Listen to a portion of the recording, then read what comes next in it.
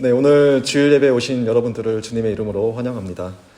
이 시간 이 예배를 통해 하나님과의 관계 속에서 우리의 존재를 깨닫고 그리고 하나님의 사랑과 자비를 경험하는 귀한 시간이 되기를 소망합니다. 이제 성부와 성자 그리고 성령 하나님의 이름으로 주일 예배를 시작하도록 하겠습니다.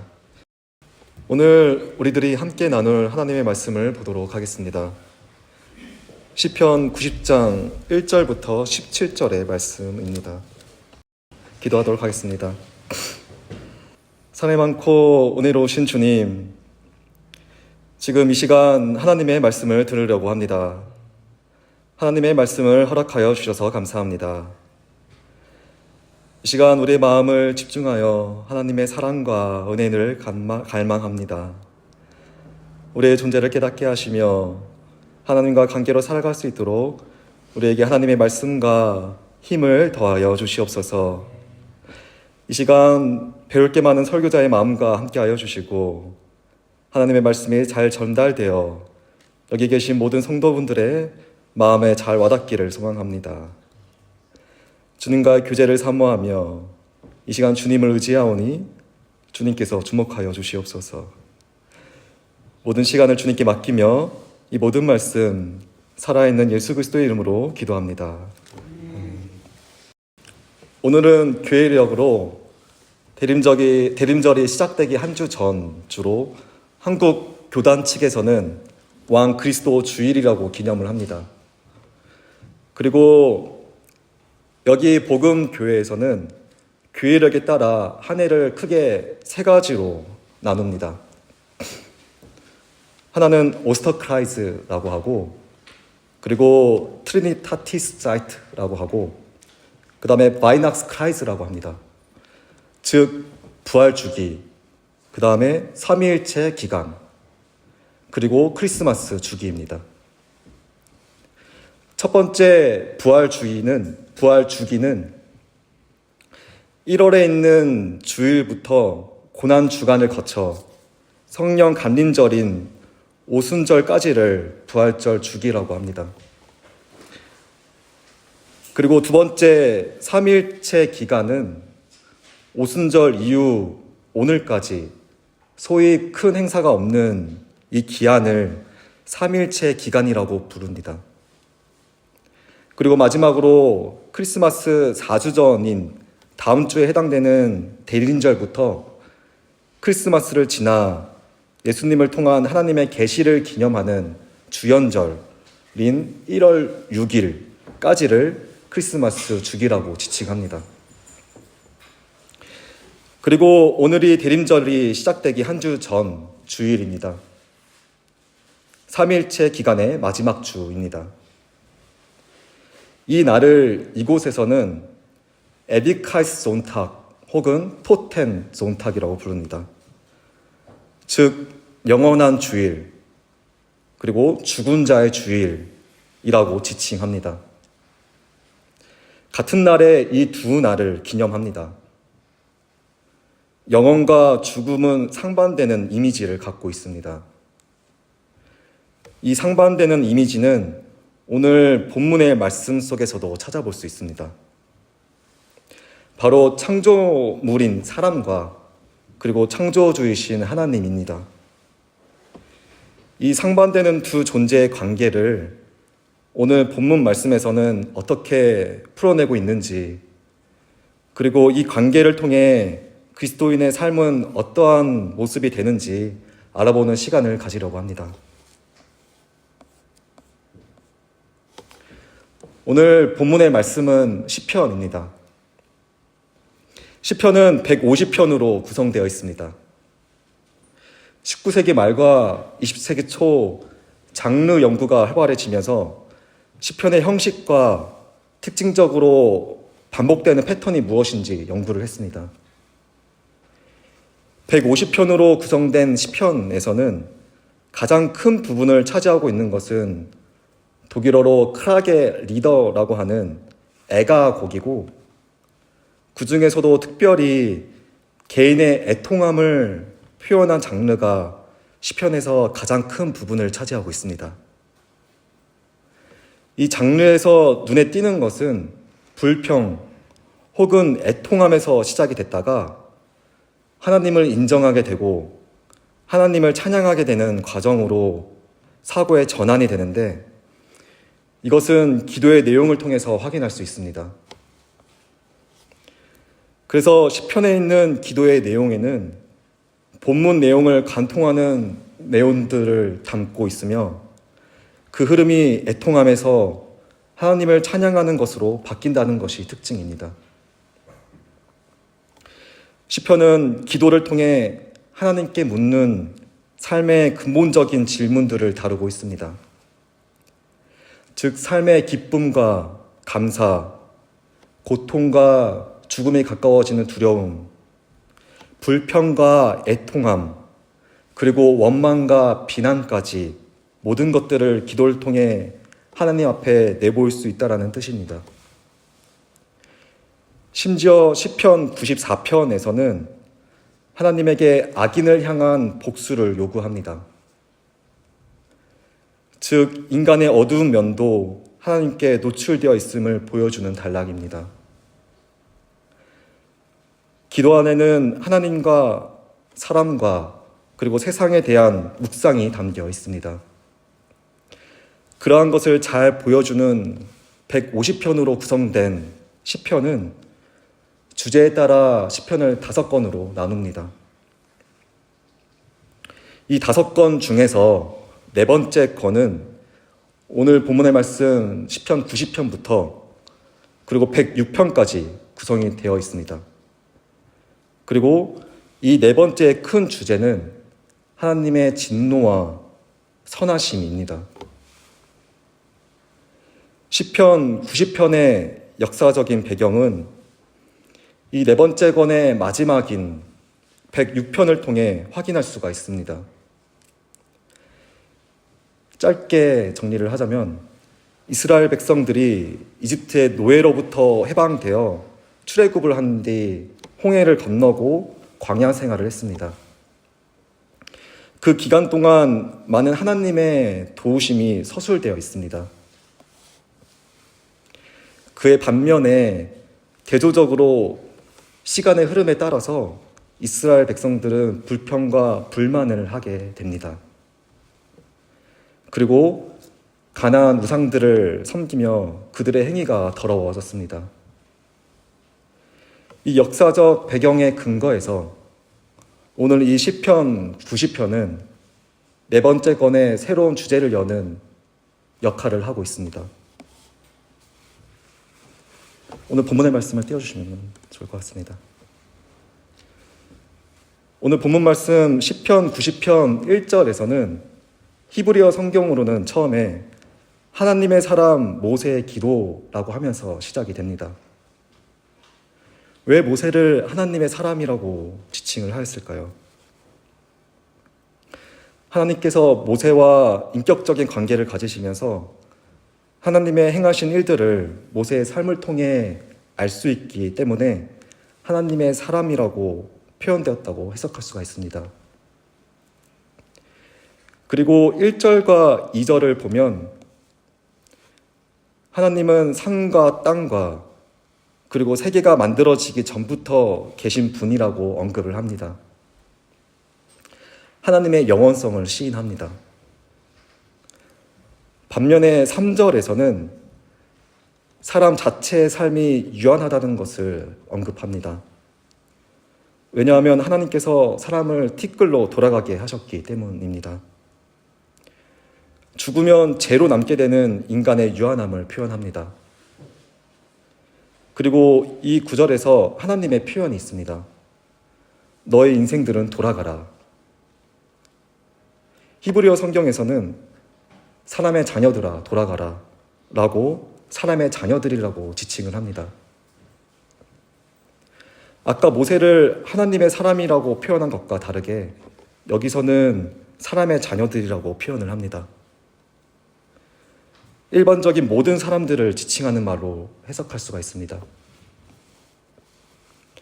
지금까지 본 구절을 통해 확인할 수 있는 것은 창조주이시며 영원하신 하나님의 창조 질서 순리 안에 있는 하나님의 창조 질서 순리 안에 있는 창조물인 인간의 유한함을 확인할 수가 있습니다. 하지만 3절에서 흥미로운 점은 헬라어 성경을 보면 비유적으로도 해석할 수 있는 여지가 있다는 것을 확인할 수가 있습니다. 왜냐하면 고대 유대인들의 세계관과 그리스 시대를 지나오면서 철학이 발전됨에 따라 헬라어를 쓰게 되었을 때의 세계관은 약간 다릅니다. 혹은 약간의 시야의 확장이 있습니다. 그래서 헬라어로 번역이 된 섹트와 긴타라고 하는 성경은 히브리어 성경에 기반해서 번역이 이루어졌지만 그 당시에 지배적인 세계관을 염두에 두고 표현이 되었습니다. 우선 한글로 티끌이라고 번역된 이 단어는 헬라어로 타페이노시스로 쓰여졌습니다. 그래서 이 단어는 티끌뿐만이 아니라 겸손, 가장 낮은 자리를 뜻하기도 합니다. 이 단어가 쓰인 구절들을 보면 문자 그대로 해석이 가능하기도 하고 비유적으로도 해석될 수 있는 구절들이 있지만 그 중에서 가장 낮은 자리의 뉘앙스로 분명하게 표현이 된 누가복음 1장 48절의 말씀을 보도록 하겠습니다.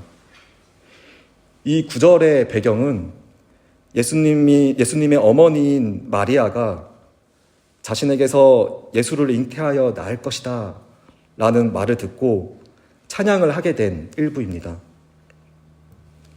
개역개정 버전입니다.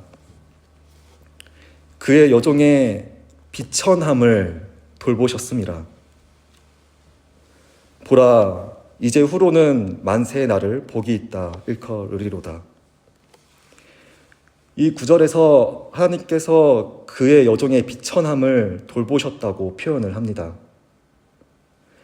여기서 비천함이란 단어가 같은 단어인 타페이노시스로 본문 구절처럼 티끌 혹은 가장 낮은 자리의 뜻을 담고 있는 단어입니다.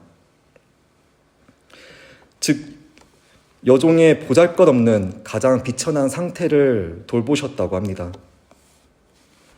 그리고 그 후에 만세의 날을 복이 있다고 하는데, 즉 그 후에 모든 세대가 나를 행복하다고 언급을 할 것이다 라고 표현을 할 수가 있습니다.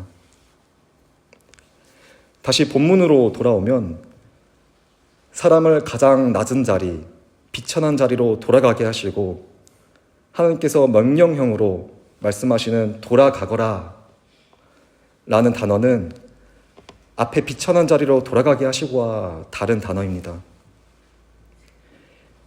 에피스트레포라는 단어인데요. 이 단어는 사도행전 28장 27절에서 비유적으로 표현을 합니다. 개역개정 버전입니다. 이 백성들의 마음이 우둔하여져서 그 귀로는 둔하게 듣고 그 눈은 감았으니 이는 눈으로 보고 귀로 듣고 마음으로 깨달아 돌아오면 내가 고쳐줄까 함이라 하였으니. 마음이 우둔하여서 보지도 않고 듣지도 않는 자가 마음으로 깨달아 돌아오는 것을 표현할 때 이 단어가 쓰여졌습니다. 그래서 이 본문의 1절부터 3절은 헬라어 성경의 표현을 살려서 해석을 하면 우선 이것은 하나님과의 관계 속에서 살아간 하나님의 자녀 모세의 기도입니다. 영원하시며 창조주이신 분은 하나님입니다.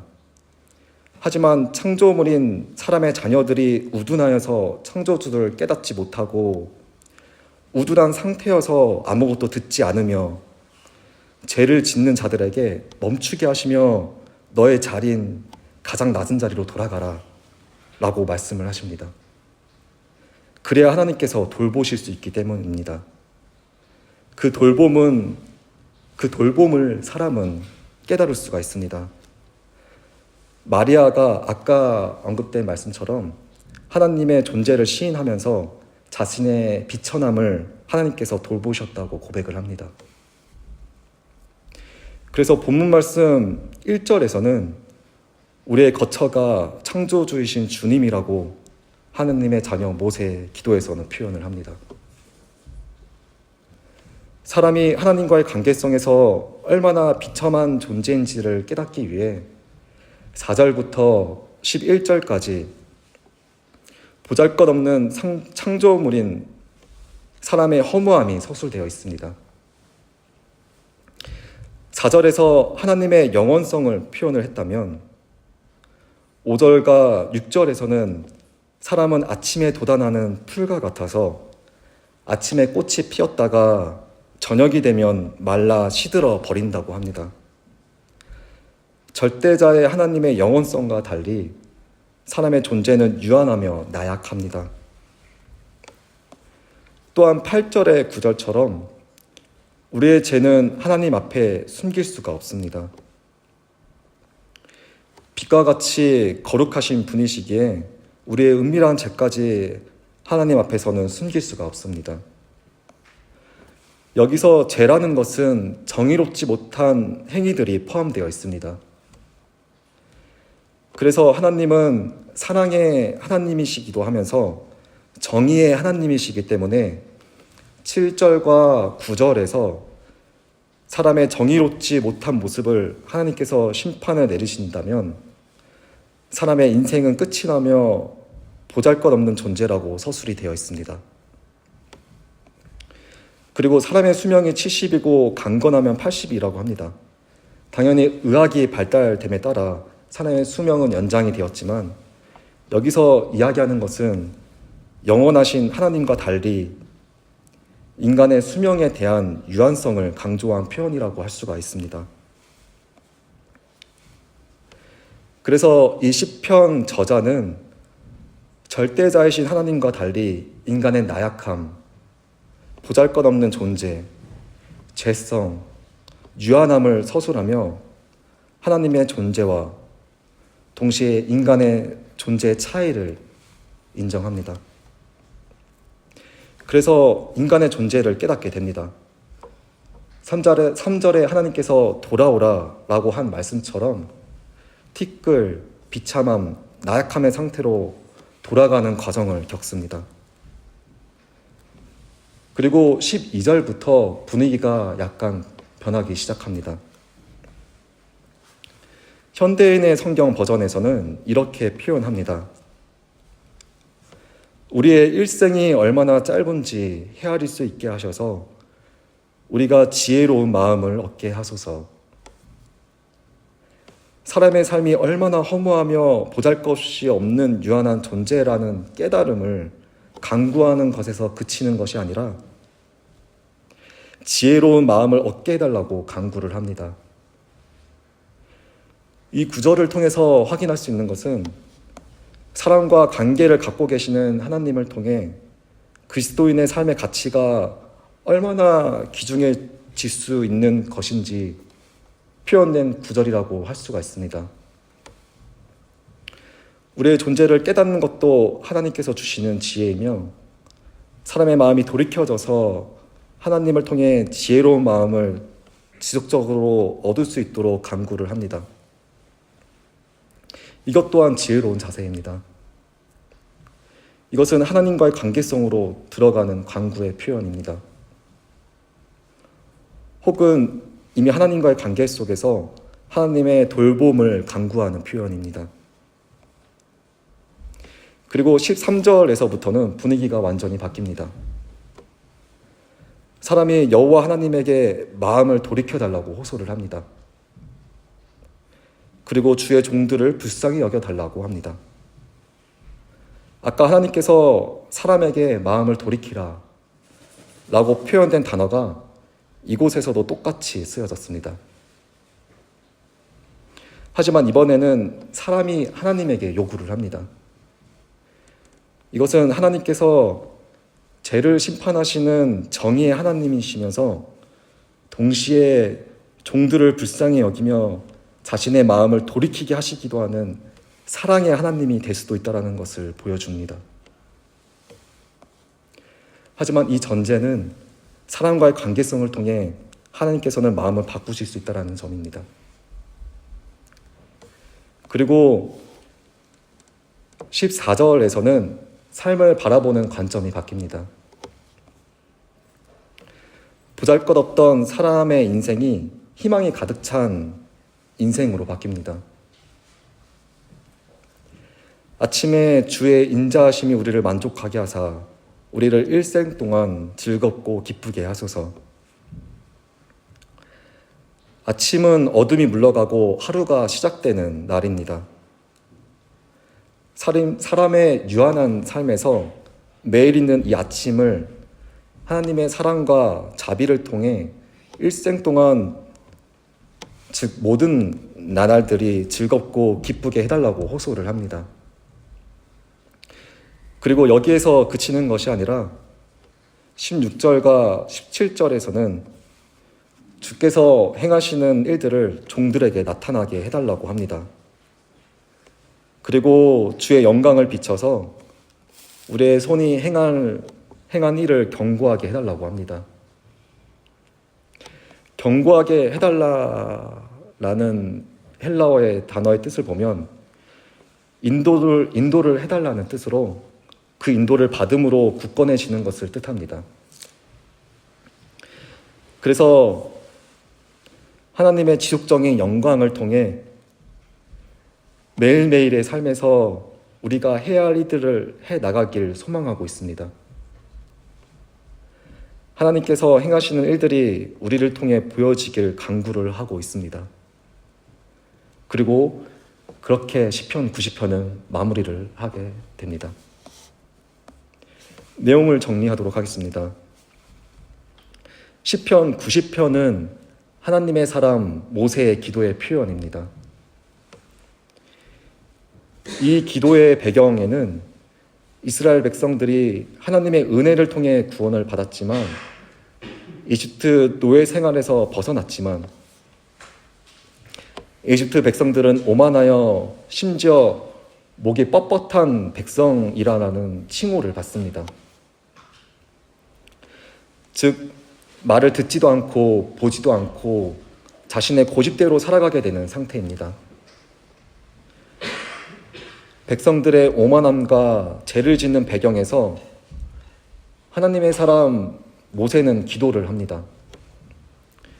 그리고 이 기도를 통해 사람의 존재를 시인하게 됩니다.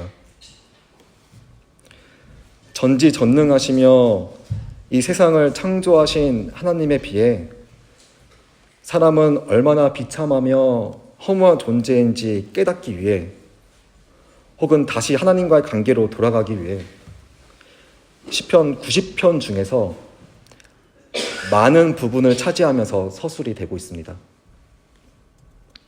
그리고 사람의 존재를 깨닫는 것에서 그치는 것이 아니라 희망을 보며 하나님의 돌이키심과 지혜를 간구합니다. 하나님의 사랑과 자비를 통해 매일매일의 기쁨을 얻고 그리고 하나님의 인도함을 의지하여 하나님께서 행하시는 일들이 우리의 삶을 통해 보여지길 간구하며 소망을 담고 있습니다. 그리고 이 흐름은 91편과 92편으로 이어집니다. 90편의 흐름은 91편에서 하나님의 보호와 하나님께서 우리의 피난처가 되신다는 고백으로 이어지고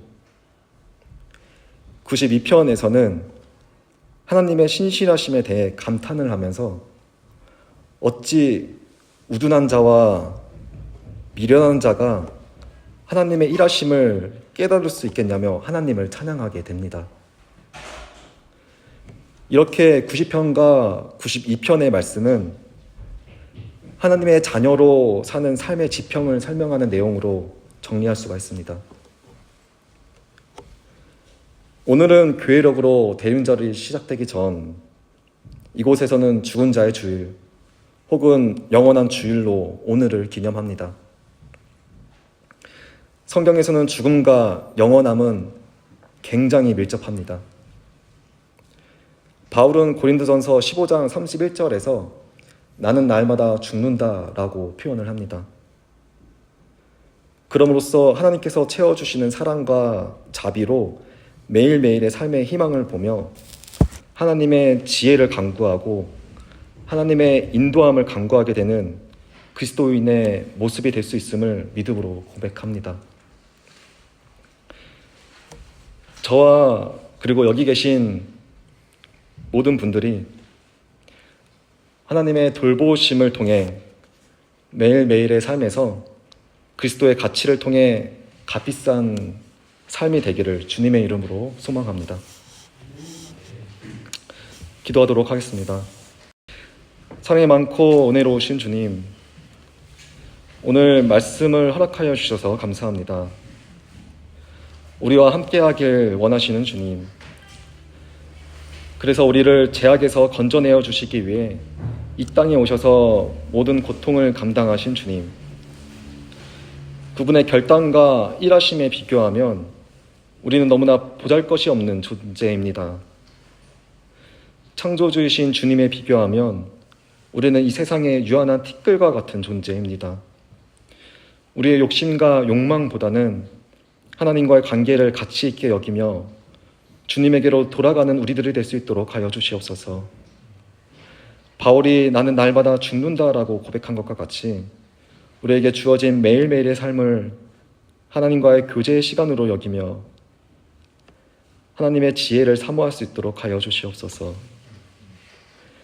매일 하루를 하나님의 사랑과 자비를 소망하며 발견하고 우리의 삶의 이 생명력을 가장 가치 있게 여기는 우리들이 되기를 소망합니다. 우리의 삶이 허무하며 쓸모없는 것이 아니라 지혜를 사모하오니 우리의 삶의 가치를 더하여 주시옵소서.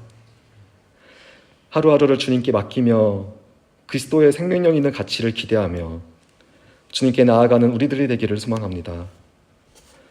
주님과의 교제로 초대하시는 주님을 의지하고 찬양하며 이 모든 말씀 우리의 목자 되시는 예수 그리스도의 이름으로 기도합니다.